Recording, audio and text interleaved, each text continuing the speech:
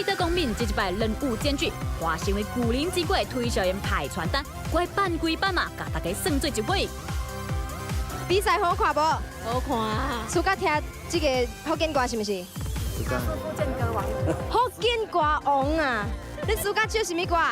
哦，车站，车站会使听你唱两句无？歹势歹势。火车已经过车站，阮的目眶已经红，轻轻一声再会，就其他夜夜梦。